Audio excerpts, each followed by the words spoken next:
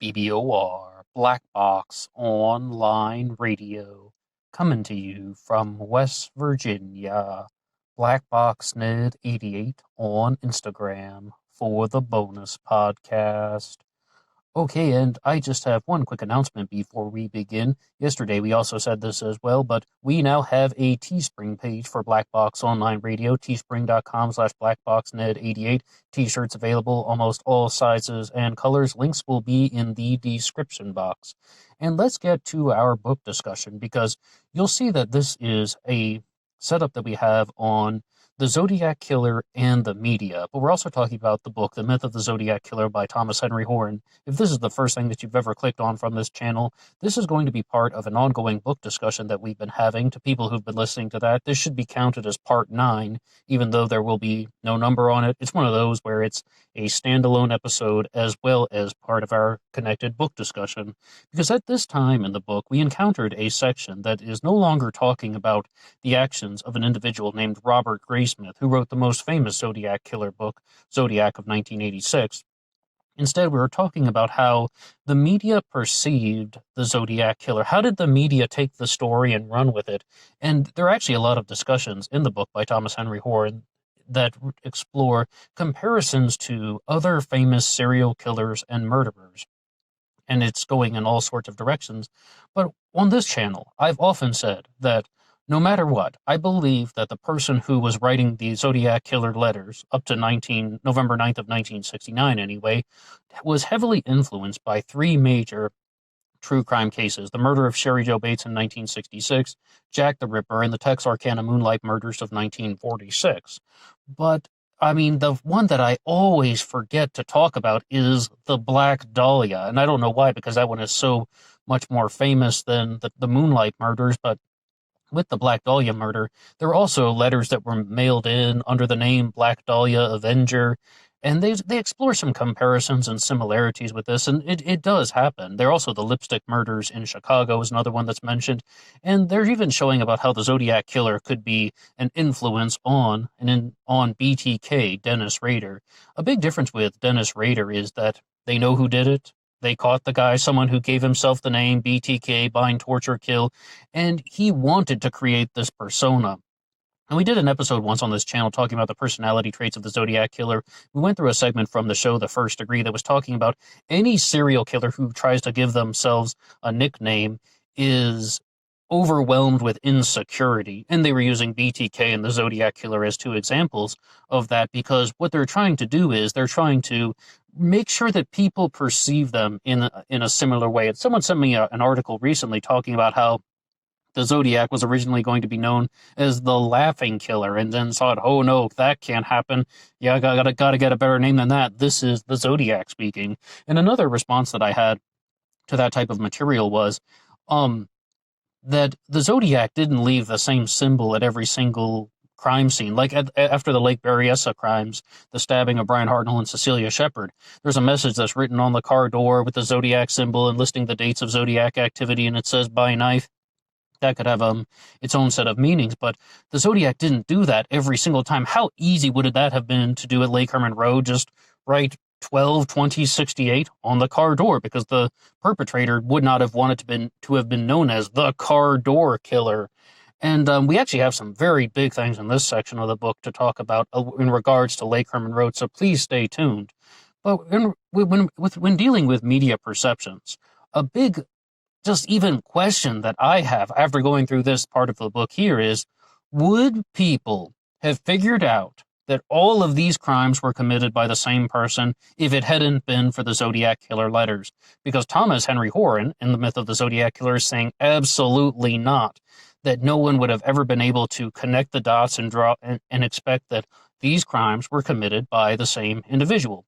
I mean, even in this book here, The Myth of the Zodiac Killer as well, they talk about how one of the newspapers in 1969 was insinuating that because there was the phone call that came after Blue Rock Springs that said, "I also killed those kids last year," a newspaper actually picked up the idea that they were talking about David Faraday and Betty Lou Jensen at Lake Herman Road, and then the person who wrote the original Zodiac letters took credit for it because he had read that newspaper article.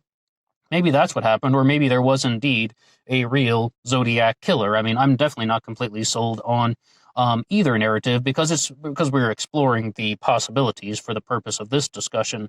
But once somebody is committing murders and then mailing in letters, it pushes the media perception to a completely different level. And I say that because not only is there a serial killer out there, there's also this individual that wants to taunt the police and the general public.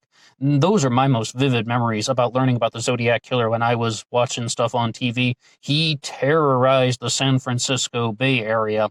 And what this section in the book here, The Myth of the Zodiac Killer, wants to do is it wants to show that this is part of a larger continuing process about how media players take these stories and then they truly use it to spread it in a variety of ways. They want to create this boogeyman in the dark image. But I mean, think about what we've said, though, in response to that, as like almost like a rebuttal. If you're going to say that people like the Zodiac didn't exist, because that's Thomas Henry Horn's whole claim. He wrote the book, The Myth of the Zodiac Killer. He says very frequently, there was no Zodiac Killer. Instead, that there's this guy named Robert G. Smith Jr., who changes his name to Robert Graysmith in 1976, who's going around spreading disinfo, and he may have manipulated some pieces of the evidence. And there's also going to be an individual named Hal Snook, whom he accuses of writing the original Zodiac Killer letters. He is saying that this was not any type of real, genuine serial killer. This was what he calls a hoax or a myth. And another example of a hoax or a myth that he cites in this book here is Jack the Ripper, saying most people who have really looked into the Ripper mystery have regarded this as a hoax as well, saying that letters were mailed after the murders that took place in England, the Whitechapel murders, and they're saying that there was no Jack the Ripper, there was no Zodiac Killer, there was no Jack the Ripper. But wait, what do you do with some guy like BTK, Dennis Rader? Because they caught the guy. I mean, I imagine 50 years later, people would be saying there was no BTK. If they never caught the guy, if they never figured it out, they would just be like, oh yeah, anybody could say that. But because he has been captured and he has done the confession, and I mean, even his family admits that BTK was who he says he was, and he was a murderer. He's definitely not someone who seems like he was framed for the crimes. And somebody once asked if I would do an episode on BTK as a Zodiac Killer suspect, because he is an alternative Zodiac Killer suspect. And the only response to that is his family has provided the explanation that, yes, these things are going around on the internet, but in 1969, he was stationed overseas with, I believe it was the Navy, definitely with the military, I believe the Navy, and he wasn't in the San Francisco Bay Area. He would have been stationed elsewhere. So that's my simple response to that. And while any subject is fair game on the channel, I didn't really feel that there was enough material to go through. I mean, unless we want to go back and check those allegations to find out if they were true or not. But with BTK, it's a very similar situation when you have this guy who wants to create this type of serial killer image for himself. And actually, if you look at the hoax theory versus a single perpetrator theory, it's the same setup. It's the same image. Someone is trying to create a type of serial killer legend. And we talked about one comment that came in once about how someone was saying, well, if this is a hoax, then who would be behind it? And originally, I thought that Hal Snook would have designed all this himself. If indeed that's what happened, that Hal Snook would have designed all this himself because he wanted to do this as a way just to create some sort of image because he was a gifted underachiever, as well as not getting his physical World War II medals. And the original Zodiac letters apparently correspond 25 years to the day with events in Hal Snook's military service up to November 9th of 1969 when he was injured in a battle in the Pacific Theater. So what we can say in response to that is that the other possibility is that this was all concocted by the newspapers, and this is the section of the book that really talk about that this type of tabloid journalism presents cases in a bizarre way. I mean, when I first learned about this stuff, I thought it was absolutely crazy when people were sending me these things, telling me that there was no Zodiac Killer. It was a hoax created by the San Francisco Chronicle, which Robert Graysmith did indeed work for. I mean, and that's a big problem, though. how was this put into effect? And I don't think that any theory could explain how all of these pieces come together and how this would actually have been orchestrated by the San Francisco Chronicle, unless you had two guys like Robert Graysmith and Hal Snook just sitting together having a beer and they're just like dreaming this up, because you would only need one person at the Chronicle and one person connected to law enforcement. And Hal Snook was, of course, a Napa County deputy, but those are all ifs, and or buts. We're not 100% certain that anything like that would have happened. I just wanted to say that in terms of a force being behind the planning of the Zodiac hoax theory, I definitely put a little bit more weight into this is something that the Chronicle wanted to do, creating a serial killer mystery that could never be solved. And if you look at the cryptograms, that's an excellent example of how the first one was solved rather easily. And remember what we said in the earlier parts of the book discussion, that the 408 cipher was actually cracked by the FBI. They just didn't go public with it. And then the media would get around Don Hardin and his wife Betty for solving the 408 cipher, but apparently the authorities had already figured out the meaning of it well before that went public. But I would like to stay with this question here. Would the media and the reporters and the journalists and the police officers and the investigators and anybody, even people who are just learning about this stuff, would they have connected all the pieces and put it all together and realized that the four canonical Zodiac crimes, Lake Herman Road, Blue Rock Springs, Lake Berryessa, and the Paul Stein murder, were committed by the same person if it had not been for the letters? I would say that I'm actually really leaning toward the possibility of no, because I do not believe that the pattern is sufficient. I do not believe that the time frames would indicate things in that particular way.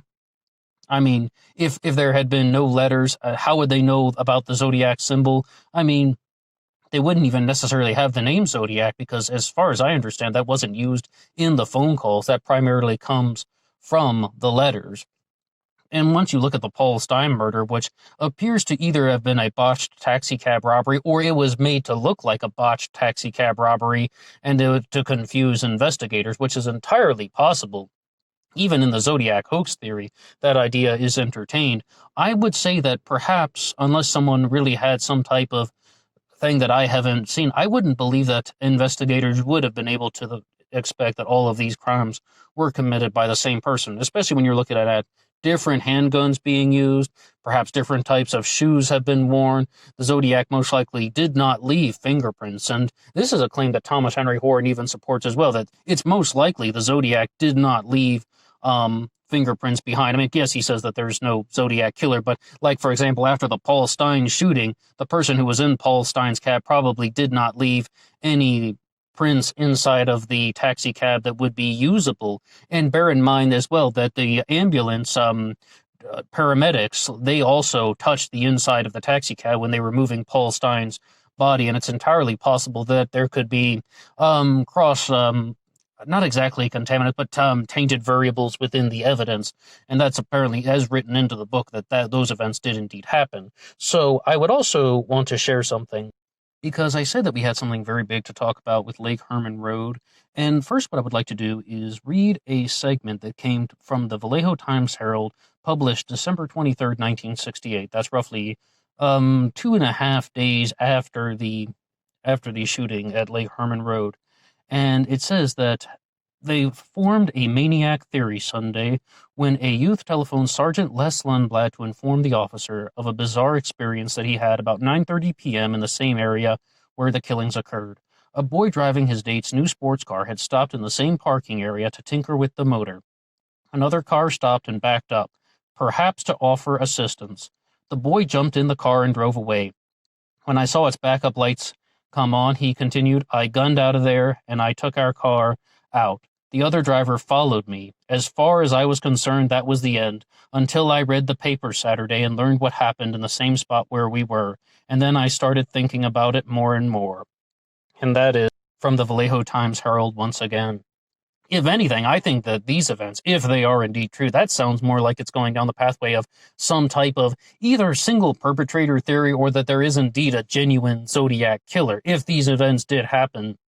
But, I mean, they are talking about the sensational media coverage of the case, and they're already trying to taint the memories of potential witnesses. That's the line of commentary written by Thomas Henry Horton here. But because we have this written in this particular way, that definitely does sound like somebody's stalking the area waiting for a vulnerable victim. And also, I mean, it just shows you that teenagers did go to Lake Herman Road, and that's not completely beyond belief. And you heard right what the guy said there. He was just talking about how he wanted to tinker with the motor in the car. But the more valuable section that I wanted to discuss is on page 171 when it says, media coverage focused a bright spotlight on the aging Lundblad's last homicide case. He reported he was hot on the tail of a suspect who would turn out to be a 16-year-old classmate of Betty Lou's, Richard Ricky Blank. I mean, Ricky, of course, a nickname. Ricky had pestered Darlene and threatened David in a jealous argument. Soon, however, Lundblad had to report the disappointing news that Ricky had a good alibi for the murder. The following passage would later provide material for the 2 Zodiac letters. Lundblad explained that the killer needed no artificial lighting for accuracy in shooting the girl since she was running on a plateau, and her body was silhouetted against the sky. The murder weapon was undoubtedly an automatic firing type, illegal to possess, but a small caliber gun, and that's also from the Vallejo Times-Herald in 1968. I'm almost certain that this is a typo when it talks about how this Richard Ricky Blank has a connection to David Faraday and Darlene Ferrin. I mean, is that a typo? Is that supposed to be Betty Lou Jensen? Because if this person is pestering Darlene Ferrin, as well as bothering Betty Lou Jensen and David Faraday, this Richard Ricky, there's your Zodiac killer. I mean, I would say that that's the case. In fact, I think that that is just a typo and the wrong name has been written there. But I just wanted to share something like that because this is all going to be part of a book discussion. So, I mean, Thomas Henry Horn did say, though, as we mentioned in a previous segment, that he will reveal some new things about how Lake Herman Road and Blue Rock Springs, where Darlene Ferrin was indeed murdered, could have been committed by the same perpetrator, or if not the same perpetrator, the same group of individuals. And at this time, I would really like to have your response to that initial challenge question that I brought up.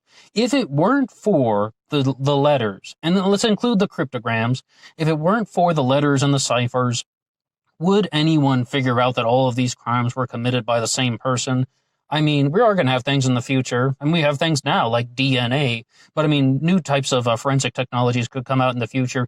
And to give a counter response, I mean, with the Golden State Killer, people did not believe that he had committed all of those crimes. Like, we're talking over 120 burglaries, more than a dozen homicides, and over 50 rapes, all done by Joseph D'Angelo, and they seem rather confident that they can link him to all of these things based on DNA and some other types of physical evidence, and the technology to do that didn't exist at the time. But, I mean, people are thinking East Area Rapist, original Night Stalker. They did not believe that this was the same person. Many people did. And, also, another comment from the investigator Paul Holes was that he thought that there were better suspects than D'Angelo, but it turns out DNA says that this is the guy.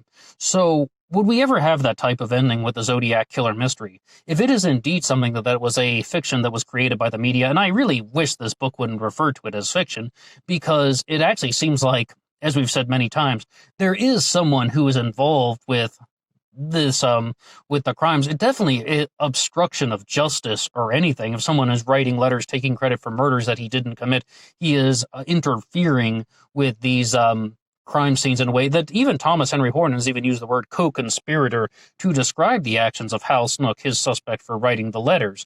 So, I mean, but the word fiction is heavily used in this book, and that also means to talk about how Robert Graysmith wrote his book in 1986, and he heavily distorted the image of the Zodiac Killer in the media. And then the media take just Graysmith's narrative, and then they share it out many times. They put it in various forms, and they just want to make it seem like everything that Graysmith wrote in his book was fact.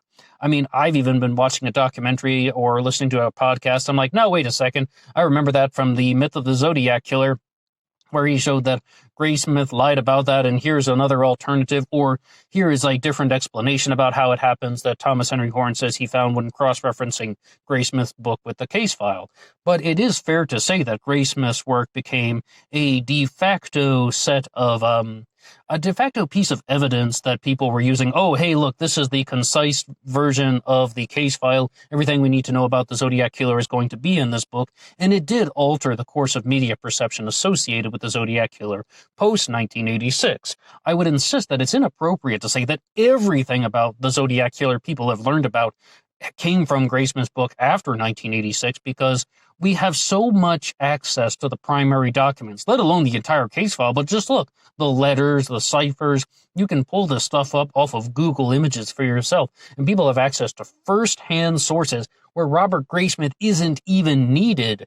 And then what might happen sometimes is people might actually attribute some of the first-hand evidence, or they'll take the first-hand evidence and they'll try and connect it to Graysmith's narratives, which may or may not be very accurate. I mean, they're most likely not very accurate. I'm not even sure about every single claim against Thomas Henry Horns, because in the previous segment in Part 8, we talk about how he tries to catch Graysmith in a lie, and maybe Graysmith is intending that to be presented in a different way. But the more valuable thing to say on that note is that Robert Graysmith, as a writer, has been caught numerous times putting different ideas together where they didn't belong, putting different factoids together where they didn't belong, putting half of a sentence that is true with half a sentence that is false. He has been accused of this time and time again. We even brought up multiple accusations of when he did this for his book, The Girl in Alfred Hitchcock's Shower. He is a crook, and there is no doubt about it. And it's very sad to say. I would just like to conclude with some things that people were asking recently about, could Robert Graysmith be an active participant in the murders? And yes, we talked about how he has been accused of writing the ciphers, as well as perhaps the Melvin Belli letter and the 1978 letter. But part of me, though, even though I just called him a crook and said that he's a liar, part of me still just wants to believe that Robert Graysmith would not be that evil to go ahead and murder Paul Stein, for example, or to be the murderer of David Faraday and Betty Lou Jensen. Yes, okay, he told some lies so he could sell his book, as well as perhaps he also told these spliced together sentences because he didn't want to interfere with police investigations.